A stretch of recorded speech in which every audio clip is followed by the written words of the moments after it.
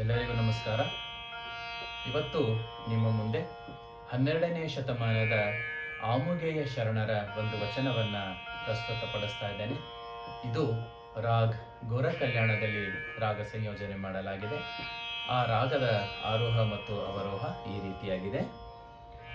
ಸಾ ರೇ ಮ ದ ನೀ ದ ಸಾ.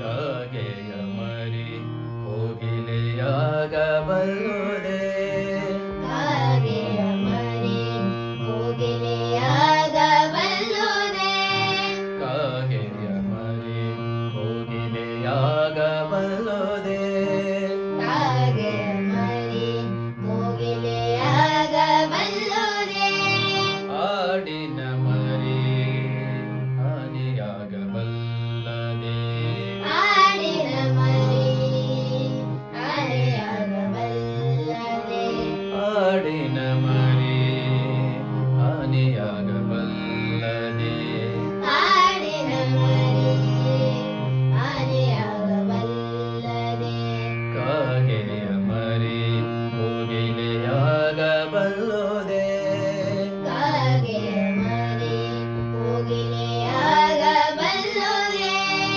ಕಾಗೆಯ ಮರಿ ಕೋಗಿಲೆಯಾಗಬಲ್ಲುದೆ, ಸೀಳನಾಯಿ ಸಿಂಹದ ಮರೆಯಾಗಬಲ್ಲುದೆ, ಸಿಡನಾಯಿ ಸಿಂಹದ ಮರಿಯಾಗಬಲ್ಲುದೆ, ಸೀಳನಾಯಿ ಸಿಂಹದ ಮರೆಯಾಗಬಲ್ಲುದೆ, ಸಿಡನಾಯಿ ಸಿಂಹದ ಮರಿಯಾಗಬಲ್ಲುದೆ, ಅರಿವು ಆಚಾರ ಸಮ್ಯ ಜ್ಞಾನವನರಿಯದೆ, ಅರಿವು ಆಚಾರ ಸಮ್ಯಕ್ ಜ್ಞಾನವನರಿಯದೆ, ಅರಿವು ಆಚಾರ ಸಮ್ಯ ಜ್ಞಾನವನರಿಯದೆ, ಅರಿವು ಆಚಾರ ಸಮ್ಯಕ್ ಜ್ಞಾನವನರಿಯದೆ, ಕಾಗೆಯ ಮರಿ ಕೋಗಿಲೆಯಾಗಬಲ್ಲುದೆ,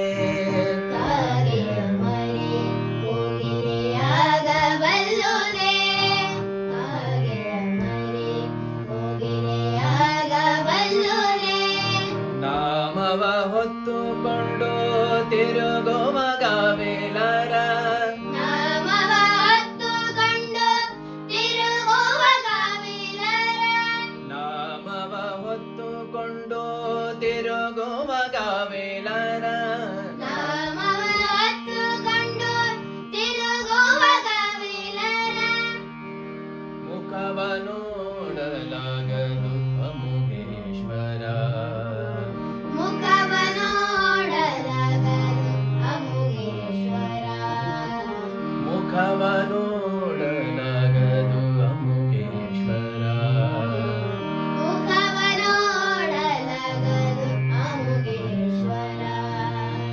ಕಾಗೆಯ ಮರಿ ಕೋಗಿಲೆಯಾಗಬಲ್ಲುದೆ, ಕೋಗಿಲೆಯಾಗಬಲ್ಲುದೆ, ಕಾಗೆಯ ಮರಿ ಕೋಗಿಲೆಯಾಗಬಲ್ಲುದೆ, ಆಡಿನ ಮರಿ